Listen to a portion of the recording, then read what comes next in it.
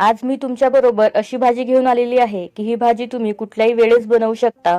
म्हणजेच कुठलाही सण वगैरे असेल अशा वेळेस बनवू शकता, किंवा घरातला भाजीपाला संपलेला असेल, किंवा तुम्हाला काहीतरी चमचमीत खायचं असेल, किंवा तुम्ही नॉनव्हेज प्रेमी आहात, म्हणजेच काय तर अगदी कोणीही ही भाजी बनवून खाऊ शकते. घरातल्या साहित्यांमध्ये ही भाजी बनवून तयार होते. खरं सांगायचं झालं तर या भाजीची चव एवढी जबरदस्त होते की या भाजीपुढे चिकन मटन सुद्धा फेल पडते. व्हेज खाणाऱ्याला तर भाजी आवडणारच आहे, पण नॉनव्हेज खाणारे सुद्धा अगदी चाटून पुसून ही भाजी खाणार आहेत. आणि आठवड्यातून 2 ते 3 वेळा ही भाजी करून तुम्ही नक्कीच खाणार. रेसिपीला सुरुवात करायच्या आधी मी तुम्हाला आठवण करून देते की तुम्ही अजूनपर्यंत चॅनलला सबस्क्राईब केलेलं नसेल तर लगेच सबस्क्राईब करा. शेजारी बेल बटन दाबून ऑलवरती क्लिक करा. भाजी तुम्हाला आवडणार असल्यामुळे व्हिडिओला आताच लाईक करा आणि व्हिडिओ जास्तीत जास्त शेअर करा. आधी आपण वाटण बनवून घेणार आहोत, तर त्यासाठी कढईमध्ये अर्धी वाटी किसून घेतलेलं सुकं खोबरं टाकलेलं आहे. मंद आचेवरती सुकं खोबरं आपल्याला रंग बदलेपर्यंत, म्हणजेच थोडंसं लालसर होईपर्यंत आपल्याला परतून घ्यायचं आहे. इथे खोबऱ्याचा रंग बदललेला आहे. यामध्ये आपण कांदा टाकून घेणार आहोत. कांदा टाकल्यानंतर एक पडी तेल सुद्धा यामध्ये टाकायचं आहे. वाटण बनवण्यासाठी एक मध्यम आकाराचा कांदा उभा चिरून घेतलेला आहे. कांदा जवळपास 1 मिनिटभर आपल्याला मध्यम आचेवरती परतून घ्यायचा आहे. आता यामध्ये आपण टोमॅटो सुद्धा टाकणार आहोत. एक मध्यम आकाराचा टोमॅटो जाडसर कापून घेतलेला आहे. टोमॅटो लवकर शिजण्यासाठी यामध्ये मीठ टाकायचं आहे. मीठ टाकल्यामुळे टोमॅटोला पाणी सुटते आणि टोमॅटो लवकर शिजते. कमी ते मध्यम आचेवरती टोमॅटो आणि कांदा छान शिजवून किंवा भाजून घ्यायचा आहे. इथे तुम्ही बघू शकता टोमॅटो मस्त मऊ झालेला आहे. आता गॅस बंद करायचा आणि हे साहित्य सर्व थंड करून घ्यायचं आहे. सुकं खोबरं, कांदा, टोमॅटो पूर्ण थंड झाल्यानंतर मिक्सरच्या भांड्यामध्ये काढायचं आणि यामध्ये कोथिंबीर टाकायची आहे. जवळपास 1 मुठ्ठी भरून कोथिंबीर मी यामध्ये टाकलेली आहे. आता मिक्सरचं झाकण लावायचं आणि गरजेनुसार थोडंसं पाणी टाकून याला बारीक असं वाटून घ्यायचं.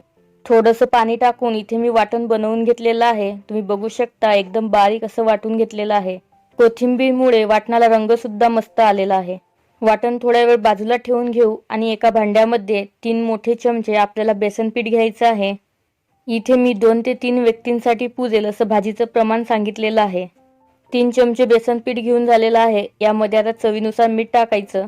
अगदी थोडासा गरम मसाला टाकायचा. रंग छान येण्यासाठी पाव चमचा बेडगी मिरची पावडर टाकायची. अगदी चिमूटभर हळद टाकायची. थोडंसं जिरे पावडर टाकायचं आणि 1 पडी तेल टाकायचं.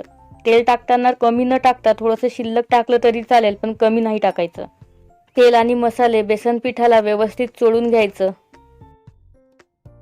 तेल आणि मसाले एकत्र करून झाल्यानंतर थोडंसं पाणी घ्यायचं आणि बेसन पीठ आपल्याला भिजवून घ्यायचं आहे. इथे बेसन पीठ आपल्याला घट्ट असं भिजवून घ्यायचं आहे, त्यामुळे पाणी अगदी जपून टाकायचं, कारण पाणी थोडं देखील जास्त झालं तर हे पातळ होऊ शकते. जवळपास पोहे खाण्याचे 4 ते 5 चमचे मला इथे पाणी लागलेलं आहे आणि तुम्ही बघू शकता एकदम घट्ट असं मी हे पीठ भिजवून घेतलेलं आहे. थोडक्यात काय तर आपल्याला जेवढं जास्त घट्ट भिजवता येणार तेवढंच घट्ट आपल्याला इथे भिजवून घ्यायचं आहे. याचं टेक्स्चर सुद्धा तुम्ही बघू शकता. आता याचा छानसा गोळा बनवून घ्यायचा आणि कमीत कमी 10 मिनिटांसाठी झाकण ठेवून याला मुरवत ठेवायचं. तुम्हाला हवं असेल तर वाटण बनवायच्या आधी तुम्ही बेसन पीठ भिजवून घेऊ शकता, जेणेकरून ते जास्त वेळ मुरवल्या जाणार. 10 मिनिटांनंतर तुम्ही बघू शकता बेसन पीठ आधीपेक्षा जरा जास्त घट्ट झालेलं आहे. याला थोडंसं मळून घ्यायचं आणि तुम्हाला हव्या त्या साईजमध्ये, हव्या त्या आकारामध्ये याला तोडून घ्यायचं. याला आकार देताना आबडधोबड आकार द्यायचा. खूप जास्त मळून किंवा गोल गरगरीत किंवा छान रोल असा बनवायचा नाही. रफली असं तोडून घ्यायचं. इथे मी थोडेसे मोठ्याच आकाराचे ठेवलेले आहेत. तुम्ही याच्यापेक्षा छोटे आकार सुद्धा याला देऊ शकता. इथे सर्व मी तोडून घेतलेलं आहे. आता आपल्याला याला तळून घ्यायचं आहे. कढईमध्ये 5 पडी तेल मी गरम करून घेतलेलं आहे. तेल खूप जास्त सुद्धा गरम नाही. तर यामध्ये बेसन पिठाचे सर्व तुकडे टाकायचे. सुरुवातीला मिनिटभर तरी आपल्याला मंद आचेवरती हे गोळे तळून घ्यायचे आहेत. वरच्या बाजूने थोडेसे तळल्यानंतर गॅस मंद ते मध्यम करायचा आणि त्याच आचेवरती पूर्ण आतपर्यंत तळेपर्यंत किंवा शिजेपर्यंत तळून घ्यायचं आहे. शेवटचे 15 ते 20 सेकंद चमच्याने छान हलवून याला सर्व बाजूने एकसारखं असं तळून घ्यायचं. इथे तळून झालेलं आहे. आता मी याला काढून घेतलेलं आहे. तुम्ही बघू शकता मस्त खुसखुशीत असे तळल्या गेलेले आहेत. तळणीच्या या तेलामध्येच आपण भाजी करणार आहोत, तर यापैकी थोडंसं तेल मी काढून घेतलेलं आहे. तेल थोडंसं थंड झाल्यानंतर यामध्ये खडे मसाले टाकायचे.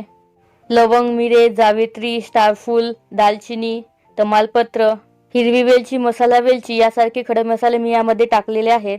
नंतर थोडीशी कढीपत्त्याची पानं, 1 चमचा आलं, लसूण आणि जिऱ्याची पेस्ट यामध्ये टाकायची आहे. मंद आचेवरती आलं लसूणची पेस्ट परतून झालेली आहे. यामध्ये मसाल्याच्या डब्यामधला 1 छोटा चमचा जिरे पावडर टाकायची, 1.5 चमचा मटन मसाला टाकायचा, अर्धा चमचा तिखट लाल मिरची पावडर, अर्धा चमचा हळद, 1 चमचा रंग येण्यासाठी बेडगी मिरची पावडर टाकायची, ही तिखट नसते. नंतर 1 चमचा धने पावडर टाकायचं आणि मंद आचेवरती सर्व मसाले तेलावरती फ्राय करून घ्यायचे आहेत किंवा परतून घ्यायचे आहेत. यामध्ये हिंग टाकायची राहिली तर पाव चमचा हिंग सुद्धा टाकून घ्यायचं आणि तेलावरती परतून घ्यायची. मसाले परतून झाल्यानंतर बनवून घेतलेलं सर्व वाटण यामध्ये टाकायचं आणि छान तेल सुटेपर्यंत आपल्याला याला परतून घ्यायचं आहे. मोठ्या आचेवरती वाटण लगेच तेल सोडतं, पण मोठ्या आचेवरती वाटण परतत असताना जळणार नाही याची काळजी घ्यावी लागते. वाटणाने मस्त तेल सोडलेलं आहे. आता यामध्ये अर्धा ग्लास पाणी टाकायचं. या स्टेजला पाणी टाकत असताना थोडंसं कमीच टाकायचं. पाणी आणि वाटण छान एकत्र करून घेतलेलं आहे. आता गॅस मोठा करायचा आणि एकसारखं हलवत राहून वाटणाने तेल सोडेपर्यंत याला आपल्याला शिजवून घ्यायचं आहे. तुम्ही बघू शकता वाटणाने मस्त तेल सोडलेलं आहे. पाणी टाकल्यामुळे मसाले सुद्धा मस्त फुललेले आहेत. आता आपल्याला रस्सा बनवायचा असल्यामुळे यामध्ये 2.5 ग्लास एवढं मी पाणी टाकलेलं आहे. इथे मी गरम पाणी टाकलेलं आहे. गरम पाणी टाकल्यामुळे भाजीला तर्री छान येते आणि रस्स्याला उकळी सुद्धा लगेच येते. तुम्ही बघू शकता रस्सा आता पातळ दिसत आहे, पण तो भाजी शिजल्यानंतर घट्ट होतो. आता यामध्ये आपण तळून घेतलेले बेसन पिठाचे तुकडे टाकायचे आणि लगेच गॅस मंद करायचा आणि झाकण ठेवून मंद आचेवरती रस्सा घट्ट होईपर्यंत आणि तळलेलं बेसन पीठ छान मऊसूत शिजेपर्यंत आपल्याला शिजवून घ्यायचं आहे. जवळपास 12 ते 15 मिनिटांमध्ये ही भाजी शिजून होते. जवळपास 15 मिनिट झाले मी भाजी शिजवून घेतलेली आहे आणि तुम्ही बघू शकता भाजीला तर्री सुद्धा खूप अप्रतिम आलेली आहे. आता गॅस बंद करायचा आणि यावरती बारीक चिरलेली कोथिंबीर टाकायची आणि भाजीमध्ये छान एकत्र करून घ्यायची. इथे आपली चिकन मटनच्या चवीची भाजी खाण्यासाठी तयार झालेली आहे. तुम्ही बघू शकता रस्सा मस्त घट्टसर झालेला आहे. वाटणामध्ये कोथिंबीर टाकलेली असल्यामुळे भाजीला रस्स्याला रंग सुद्धा खूप अप्रतिम आलेला आहे आणि तर्री सुद्धा मस्त आलेली आहे. ही भाजी बघून तुम्हाला नक्की कुठल्या भाजीची आठवण आली हे मला न विसरता कमेंट करून सांगा. ही भाजी तुम्ही चपाती बरोबर तर खाऊ शकता, पण जास्त चविष्ट लागते ती ज्वारीच्या भाकरीसोबत किंवा बाजरीच्या भाकरीसोबत. आणि हो, भाताबरोबर तर खूपच जास्त चमचमीत लागते. मग काय, आजच ही भाजी तुमच्या घरी करून बघा. तुम्हाला कशी वाटली ते कमेंट करून सांगा. आणि हो, दिवाळी सुद्धा जवळच आलेली आहे. त्यासाठी दिवाळी फराळाच्या रेसिपीज अगदी साध्या सोप्या पद्धतीने कमी तेलाचा वापर करून कशा बनवायच्या याच्या रेसिपी सुद्धा मी तुमच्याबरोबर लवकरच शेअर करणार आहे. त्यामुळे तुम्ही अजूनपर्यंत चॅनलला सबस्क्राईब केलेलं नसेल तर लगेच सबस्क्राईब करा. चॅनल सबस्क्राईब केलेलं असल्यामुळे दिवाळी फराळाच्या रेसिपीज तुम्हाला पाहायला मिळणार आणि तुमचा फराळ सुद्धा अगदी